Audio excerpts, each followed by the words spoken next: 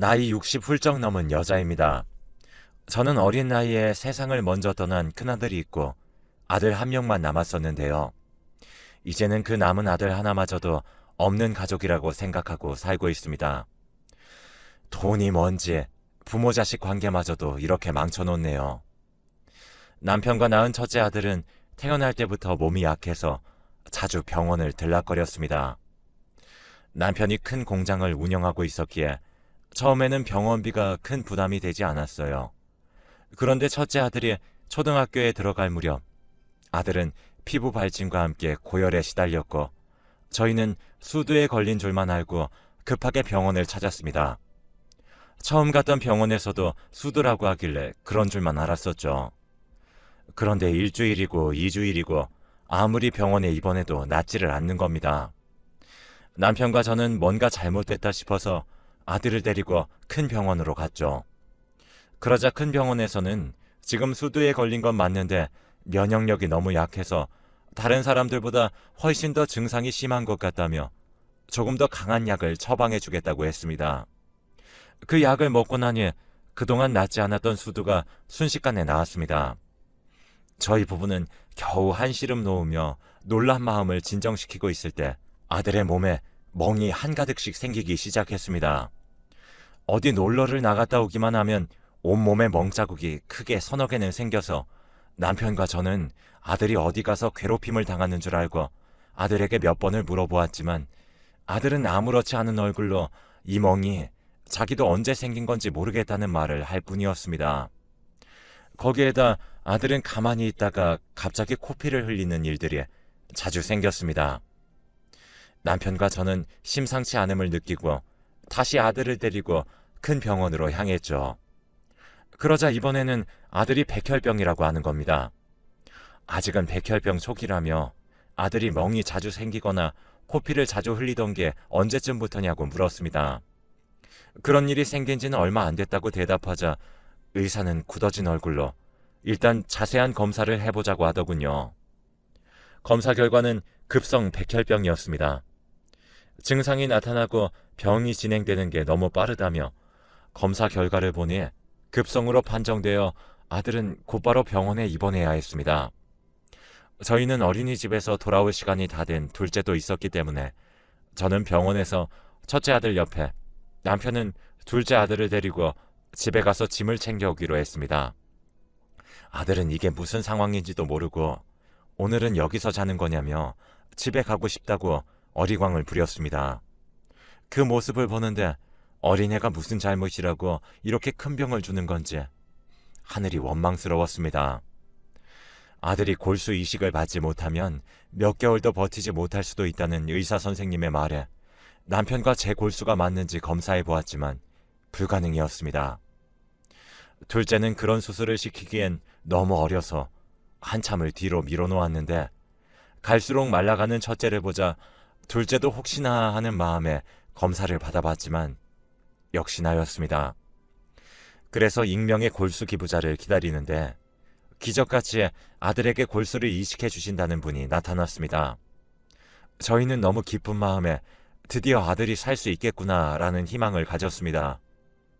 수술을 일주일 앞두고 수술을 위한 준비에 들어갔습니다. 아들의 모세포를 죽이고 이식자분의 골수를 받아들일 준비를 하는 거였죠. 그런데 수술 3일 전 골수 이식자가 마음을 바꿨다는 소식을 전해왔습니다. 남편과 저는 세상이 무너져 내렸죠. 이미 수술을 위해 준비하고 있는 과정은 멈출 수가 없었고 골수 이식을 받지 못하면 저희 아들은 그대로 죽을 수밖에 없었습니다. 의사 선생님도 그분을 다시 설득해 보겠다고 하셨지만 결국 그분은 마음을 다시 바꾸지 않았고 다른 이식자를 찾아볼 틈도 없이 아들은 수술 예정일에서 딱 일주일을 더 살다가 집으로 와서 자기 침대에서 잠자듯이 숨을 거뒀습니다. 매일 밤 아들이 세상을 떠날까 노심초사하며 남편과 저는 밤마다 아들에게 해주지 못했던 동화책 읽기도 해주고 그동안 많이 하지 못했던 이야기들도 했습니다. 아들은 이제 자기도 다 낳아서 태어난 거 아니냐며 그 다음 주에 놀이동산에 가자는 말을 할 때에는 남편과 저는 꼭 그러자고 겨우 대답했습니다.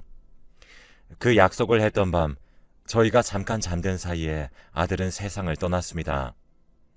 눈을 뜨고 차가워진 아들의 손을 잡는 순간 그동안 참아왔던 울음이 터지면서 아침부터 울부짖었습니다.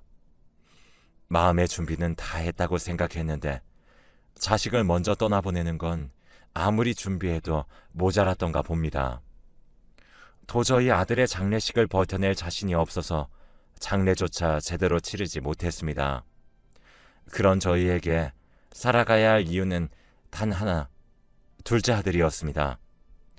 그동안 첫째가 아파서 제대로 신경 써주지 못했다는 죄책감과 하나 남은 아들이라는 생각에 남편과 저는 둘째가 해달라는 것은 모두 해주었습니다.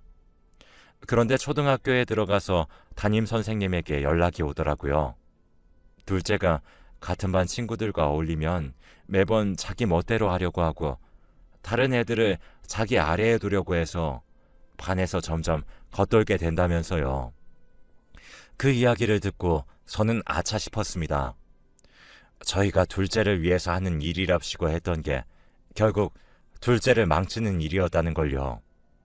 그 이후로 둘째가 해달라는 것은 다 해주지 않고 그 나이에 맞춰서 용돈을 주고 옷도 사치가 심한 것들은 최대한 사주지 않으려고 했습니다. 그런데 남편은 집이 잘 살고 이 정도 해줄 능력은 되는데 굳이 그걸 막을 필요가 있냐며 둘째가 용돈을 달라고 하면 10만 원이고 100만 원이고 턱턱 내주었고 학교에 가기 싫다고 하면 안 가도 된다면서 계속 아들이 원하는 것들을 모두 하라고 하며 아들을 훈육하기는커녕 감싸 돌기만 하니 갈수록 버릇만 나빠져 갔습니다. 심지어 제가 막아봤자 매번 남편이 다 해주니 아들은 사춘기가 왔을 무렵에는 남편의 말만 듣고 제 말은 무시하고 들은 채도 하지 않더라고요. 남편에게는 계속 이렇게 아이를 키우면 안 된다고 말했지만 남편은 아직까지 첫째에게 많이 못해준 것만큼 둘째에게 잘해줘야 한다는 강박과 첫째가 아플 동안 둘째에게 전혀 신경 쓰지 못했다는 죄책감에 그 행동을 끊어내지 못했습니다.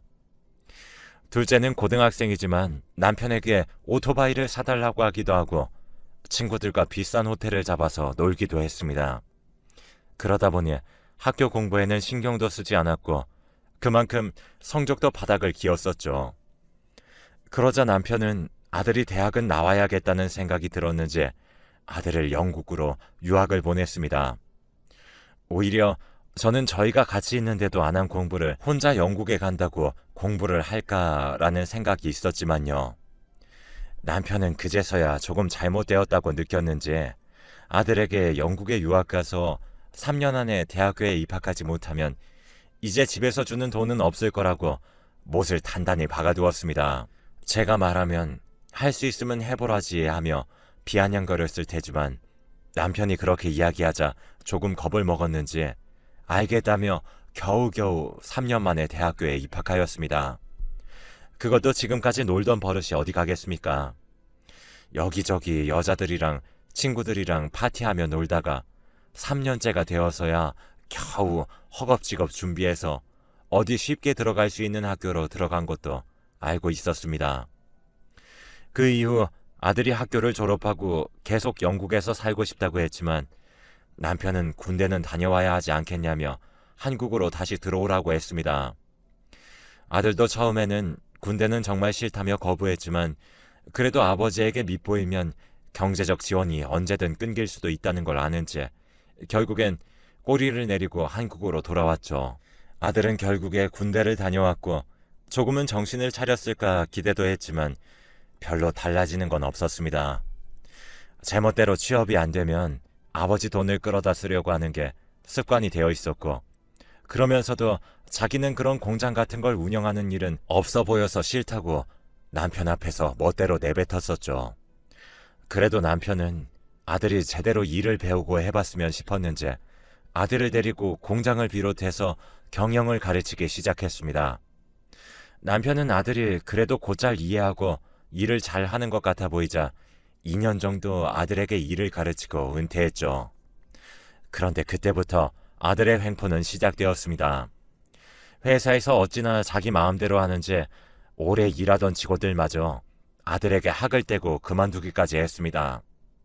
매번 사무실에서 일은 안 하고 여자며 친구들이며 불러들여 근무 시간에도 술을 퍼마시면서 회사 돈으로 술을 마시러 다니면서 격리부에는 알아서 메꾸라고 일주일에 한 번은 꼭 그랬다고 하니 직원들도 하나둘 회사가 망하기 얼마 남지 않았다고 생각하며 모두 퇴사하기 시작한 겁니다. 남편은 그 소식을 듣고 아들은 도저히 미래가 없다면서 저런 자식도 자식이라고 공장을 물려준 자신의 잘못이라며 공장을 모두 팔아넘기고 남은 돈의 대부분을 일하던 직원들에게 인센티브라는 명목으로 지급하고 다른 경영자에게 싸게 회사를 넘기는 대신에 일하던 직원들의 고용 승계까지 부탁하셨었죠. 단 한 사람 아들만 빼고요. 그 사실을 알게 된 아들은 저희를 찾아와 어떻게 이럴 수 있냐며 돈을 달라고 들어놓았지만 저희도 지지 않고 정신 차리기 전까지 우리도 아들은 없다고 생각할 테니 나가서 알아서 살라고 했습니다. 아들은 몇 날 며칠을 저희 집에 와서 때를 써도 저희가 꿈쩍도 안 차 소용이 없다는 것을 깨닫고서는 근처 작은 회사에 취업을 해서 일을 하기 시작했습니다. 그래도 남편에게 2년 동안 배운 걸 완전히 잊어먹지는 않았는지 일은 곧잘 해서 승진은 순식간에 하더라고요. 그래서 남편과 저도 조금 안심하고 있던 찰나에 아들이 결혼할 사람이라며 여자를 데려왔습니다. 며느리가 될 여자는 어찌나 성품이 고든지 저희 아들에게는 과분할 만큼 좋은 대학까지 나오고 일도 꽤나 번듯한 곳에서 하고 있었었죠. 그런 여자분이 왜 저희 아들과 결혼을 하려고 하는지 이해가 가지 않았는데 알고 보니 임신을 했다고 하는 겁니다. 그 소식을 듣고 저희는 배가 불러오기 전에 결혼식을 올리기 위해 부랴부랴 신혼집이며 결혼식장이며 잡아서 결혼식을 올렸습니다. 아들은 자신의 가정이 생기자 책임감도 생겼는지 회사 일도 열심히 하고 더 높은 곳으로 스카웃 받으면서 성실하게 살아가는 모습을 보여주었습니다. 그런데 이제 조금 행복하고 평화로운 일상을 보내려나 했더니 남편이 교통사고를 당해 중환자실에 입원하게 되었습니다. 병원에서도 남편이 거의 죽은 거나 다름없는 상태라며 산소호흡기만 떼면 바로 돌아가실 거라고 말했습니다. 남편은 첫째 아이를 잃은 이후로 혹시나 자기가 무슨 일이 생기면 자기 아들처럼 아파하는 사람들에게 다시 살아갈 수 있게 도움이 되고 싶다며 이미 장기기증을 신청해 놓은 상태였습니다. 그래서 저도 남편의 뜻을 받들어 남편의 장기기증 서류에 사인을 했고 남편이 뇌사 판정을 받자마자 빠르게 장기기증이 이루어졌습니다. 그렇게 남편을 보내고 나니 남편의 재산을 아들과 나누어야 했습니다. 원래는 제가 아들보다 더 많이 받아야 하지만 가정에 있는 아들을 배려해 반반으로 나누었습니다. 그 이후로 며느리와 손녀는 저를 자주 찾아주는 덕에 남편을 잃은 슬픔과 외로움을 조금이나마 달랠 수 있었습니다. 그런데 5년이 지난 어느 날 아들이 저에게 돈을 빌려줄 수 있냐고 묻는 겁니다. 남편이 준 재산이 한두 푼도 아니고 그 많은 돈을 어디다가 쓴 거냐고 물으니 그건 알 필요 없으니 돈이나 빌려달라고 하는 겁니다. 어처구니가 없어서 이유를 말해주지 않으면 저도 돈을 빌려줄 수 없다고 하자 아무렇지 않은 말투로 회사를 그만두고 사업을 시작했다가 2번 정도 말아먹었다면서 이번에는 분명히 성공할 테니 돈만 빌려달라고 하는 겁니다. 저는 이미 2번이나 실패했으면서 3번째라고 성공한다는 보장이 어디 있냐고 못 빌려주겠다고 하자 그 다음 날에는 며느리까지 찾아와서 제발 빌려달라고 사정을 했습니다. 결국엔 제가 2손 2발 다 들고 빌려주었는데 돈을 빌려주고 이제 남아있는 돈도 얼마 없다는 계산이 선 건지 아들은 그 이후로 발길을 딱 끊었습니다. 그런데 저도 남은 돈의 대부분을 정리해서 아들에게 준 거라 날이 갈수록 생활이 궁핍해져 갔습니다. 그래서 아들에게 먼저 연락을 하니 아들은 연락하지 말라며 아들에게 주는 돈을 돌려받을 생각이었냐면서 어차피 제가 죽으면 다 자기에게 돌아올 돈이었으니 조금 일찍 준 셈 치라고 뻔뻔하게 나왔습니다. 저는 이제 돈이 없어서 더 이상 살 수가 없다고 했지만 아들의 입에서 흘러나온 말은 그럼 이제 죽으면 되겠다. 아들의 말에 저는 큰 충격을 받고 아들에게 준 돈을 모두 돌려받기로 결심했습니다. 저는 곧바로 변호사 사무실에 찾아가 아들에게 돈을 빌려줄 때 써놓은 차용증을 꺼내서 아들에게 소송을 걸었습니다.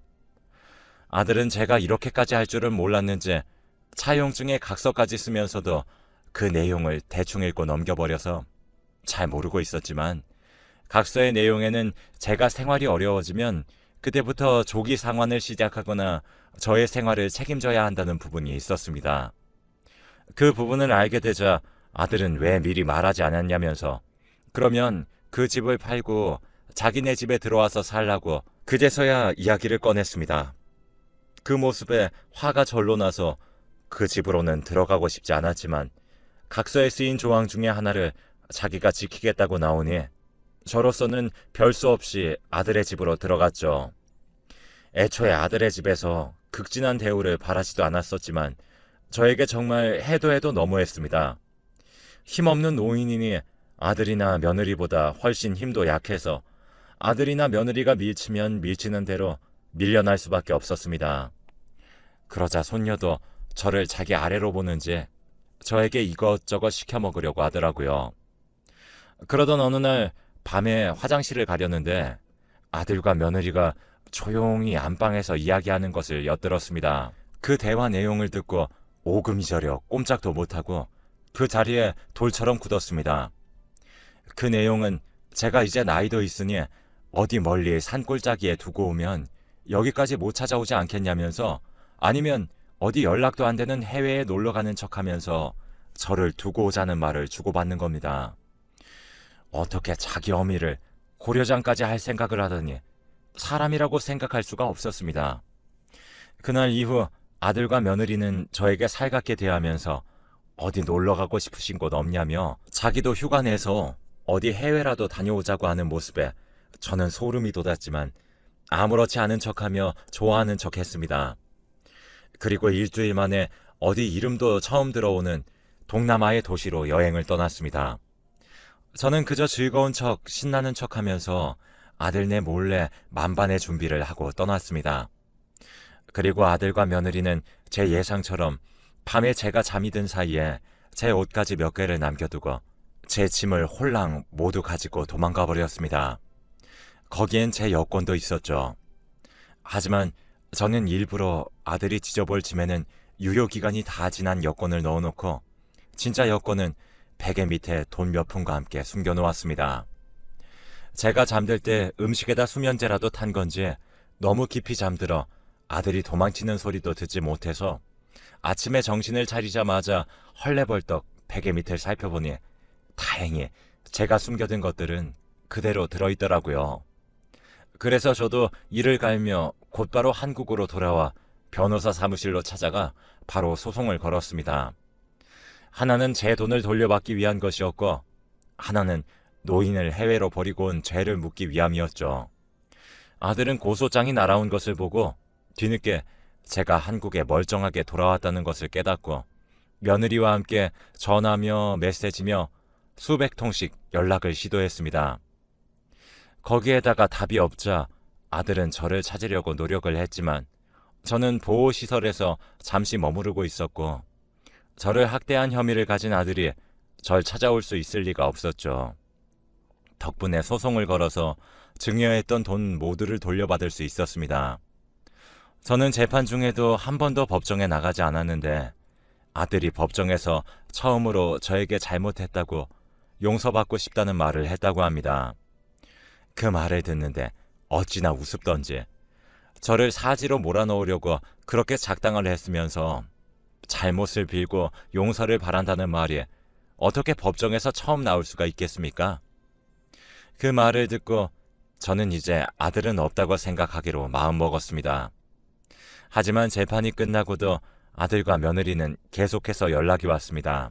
저를 해외에 두고 온 죄는 집행유예를 받아 잡혀가지는 않은 게 조금 억울했지만 아들과 며느리에게 접근금지 처분을 신청해서 저에게 연락을 못하게 했습니다. 그런데 아들과 며느리는 돌아가면서 모르는 번호로 문자를 보내왔습니다. 제가 준 돈이 없으면 사업이고 집안이고 다 쫄딱 망하고 빚더미에 앉게 생겼다며 한 번만 용서해달라고 했지만 저는 이제 아들이고 뭐고 가족은 없다고 생각할 테니 너도 그렇게 생각하라고 하고 더 이상의 답은 하지 않았습니다. 살면서 처음으로 아들이 저에게 용서를 비는데 참 인생이 허망하다고 느껴지더라고요. 지금까지 한 번도 듣지 못했던 잘못했다는 말을 고작 돈 때문에 이렇게 쉽게 하는 아들을 보니 제가 아들을 잘못 키운 건가라는 생각을 하기도 했습니다. 그 이후로 아들은 돈이 없어서 여기저기 공사 현장에서 일용직으로 노가다를 하면서 세 식구가 겨우 입에 풀칠할 정도로만 살고 있다고 하더라고요. 그런 와중에 며느리는 아직도 사치 부리는 습관을 버리지 못해서 며느리의 씀씀이를 감당한다고 아들은 허리가 휘어진다고 합니다. 제 아들이지만 그렇게라도 당해봐야 돈이 귀한 줄 알고 남에게 상처도 주지 않을 테니 어떻게 보면 잘된 일이라고 생각합니다. 그리고 저는 그 일이 있고 난 후로 지방으로 내려와 조용한 시골에서 살고 있습니다. 이렇게 긴 시간 동안 평화로운 일상을 누리는 건 제 인생에서 처음 있는 일인 것 같네요. 가끔씩 아들에게서 돈을 빌려줄 수 없겠냐며 자기도 정말 많이 반성했다며 자기의 처지를 구구절절 늘어놓는 문자 메시지가 종종 오는데 일절 대답도 하지 않고 있습니다. 그 문자가 제 일상의 흠이라면 흠이네요. 남은 재산도 제가 죽으면 모두 사회에 환원하는 걸로 적어 놓았으니 아들에게는 아주 적은 유류분 정도만 가겠네요. 그 정도는 엄마로서 해주는 마지막 정으로 따로 다른 조치는 취해놓지 않았습니다. 이렇게 평화롭게 살다가 언젠가 남편과 첫째 아들이 있는 곳으로 가서 그동안 어땠는지 이야기나